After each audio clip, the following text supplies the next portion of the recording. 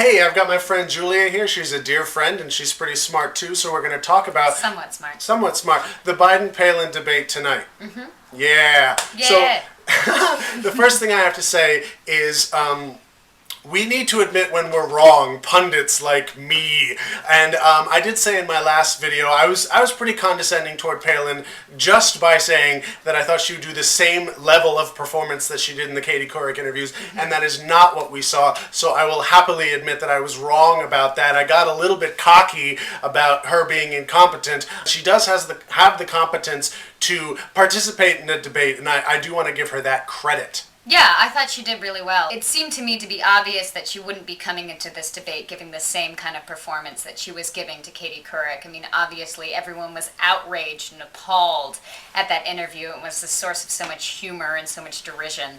I knew that she would come in with something more. Right. So I think the question that is really the overarching sort of global question to come away from this debate wondering about, and that we don't know tonight, is are people going to judge Sarah Palin's performance tonight in contrast with Joe Biden's performance, or with the vice president that they want to see, the imaginary person, or are they just going to judge her in contrast with the horrible job that she did with Katie Couric? And that is probably the biggest influencer of people who will either vote for Sarah Palin and John McCain or not. So Right. How did Biden do? I thought that Biden did really well. I thought he was very calm. I thought that any of the kind of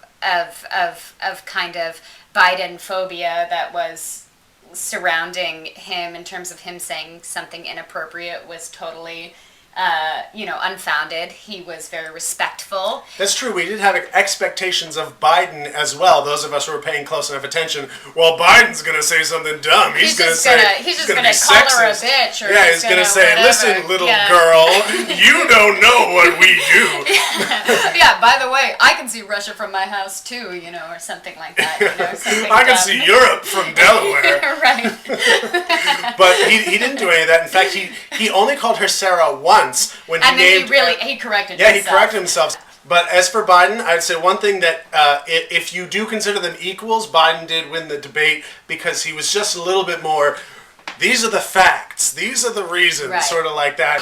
One thing I was thinking about was in watching the debate was like the yeah moments. When you've got viewers watching at home and regardless of their party affiliation, when they're like, yeah, that's what I believe. Mm-hmm. And I felt like Sarah Palin actually tapped into that kind of emotional response more than Joe Biden did, even though Joe Biden was really obviously strong in what he was talking about. Mm-hmm. He didn't have those moments of like, yeah.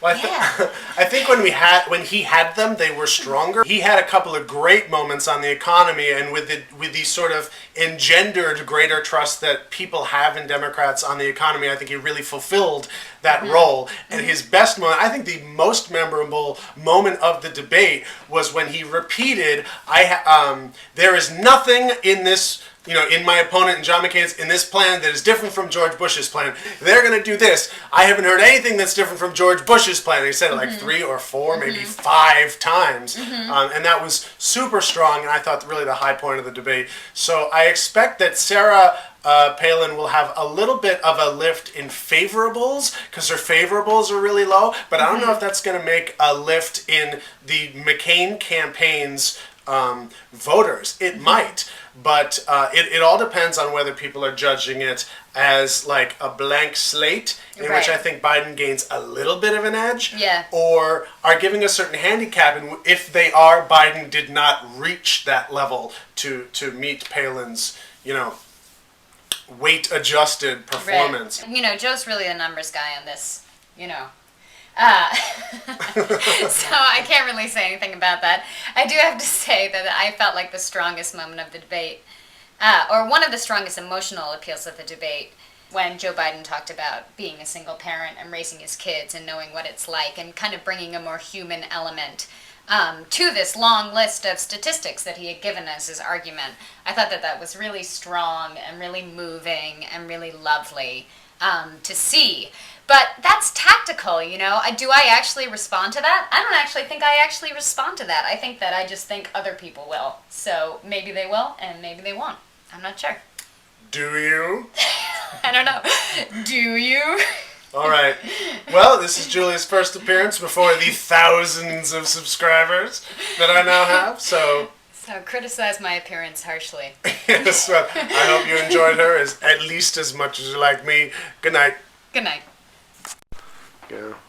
Okay, hi everybody. Here is my Williamsburg, Brooklyn apartment room.